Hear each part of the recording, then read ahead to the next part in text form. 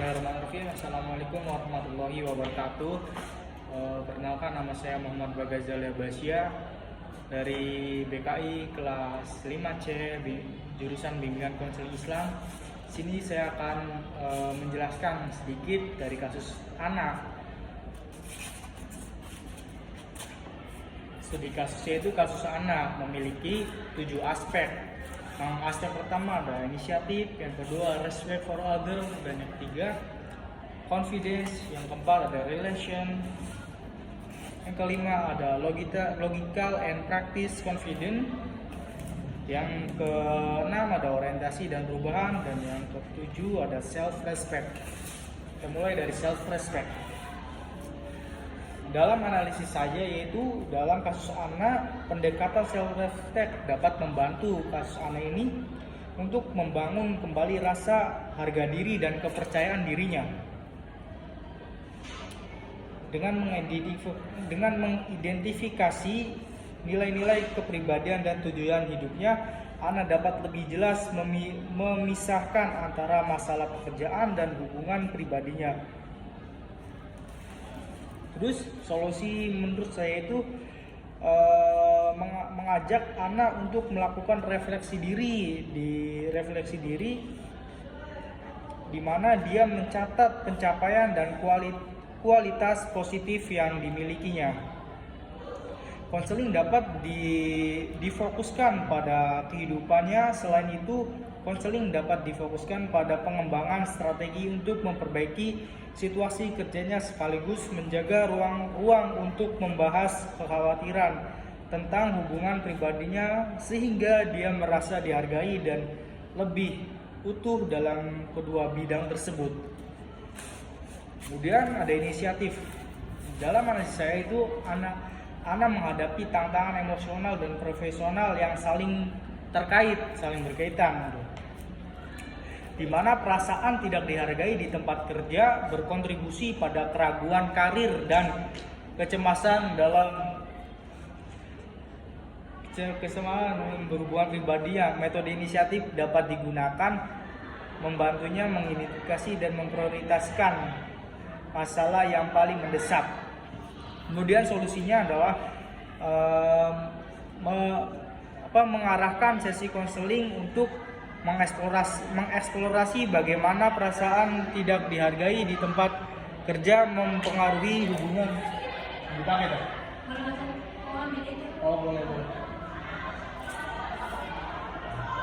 Perasaan tidak dihargai di tempat kerja mempengaruhi hubungan pribadinya sehingga anak dapat mendapatkan wawasan yang lebih dalam.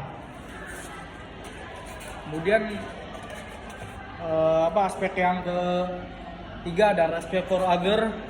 Di sini menurut analisis saya itu anak menghadapi tantangan yang kompleks terkait masalah emosionalnya dan karir profesionalnya di dalam pekerjaan, di mana perasaan tidak dihargai dan keraguan karirnya dapat mempengaruhi kesejahteraan mentalnya. Kemudian solusi pada hal ini mengkomunikasikan kekhawatirannya kepada konselor tentang kebutuhan untuk mengeksplorasi kedua aspek tersebut, aspek dalam kerjaannya dan aspek dalam emosi sosialnya. Jadi memberikan ruang pertumbuhan emosional dan peningkatan kepercayaan diri dalam karir anak. Kemudian aspek yang keempat ada confidence. Di sini anak menghadapi tantangan dalam mengatasi ketidakpuasannya di tempat kerja dan kecemasan dalam hubungan pribadinya yang dapat saling mempengaruhi.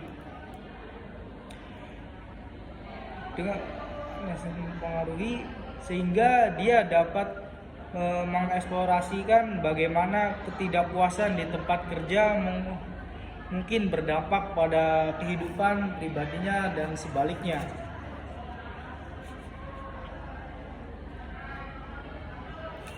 Kemudian dari aspek confidence ini, solusinya adalah dengan mendapatkan tujuan yang realistis dan terstruktur untuk perbaikan di kedua area, serta melatih keterampilan komunikasi untuk memperbaiki hubungan pribadinya, sehingga Ana merasa lebih dihargai dan percaya baik di lingkungan profesional maupun pribadi. Terus yang kemudian ada orientasi terhadap perubahannya. Dalam kasus Ana ini, aspek orientasi terhadap perubahan ini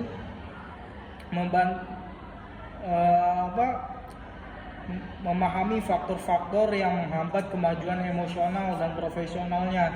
Jadi Ana merasa tidak dihargai di tempat kerja yang memperkuat rasa ragu terhadap karirnya. Nah, jadi si Ana ini, analisis saya, dia ragu terhadap karirnya karena mempunyai kecemasan terkait hubungan pribadinya dan kepada bosnya gitu, kepada atasannya, menambah beban emosional dia sendiri. Dan solusi ini yang dapat diusulkan adalah mengintegritaskan pembicaraan tentang hubungan pribadi dalam sesi konseling, karena masalah emosional ini saling terkait dengan ketidakpuasan di tempat kerjanya. Terus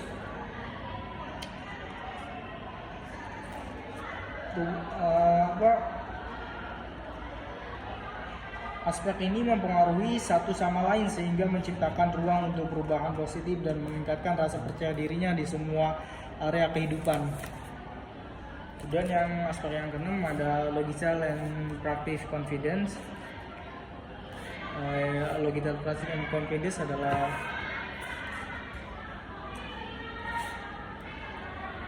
jadi Ana ini tidak dapat mengidentifikasi faktor-faktor spesifik yang membuatnya merasa tidak dihargai, serta mengevaluasi apakah pilihan karirnya masih sejalan dengan aspirasi dan nilai-nilainya tidak gitu. Jadi solusi yang pantas dalam aspek ini itu membimbing Ana untuk membuat daftar pro dan kontra seperti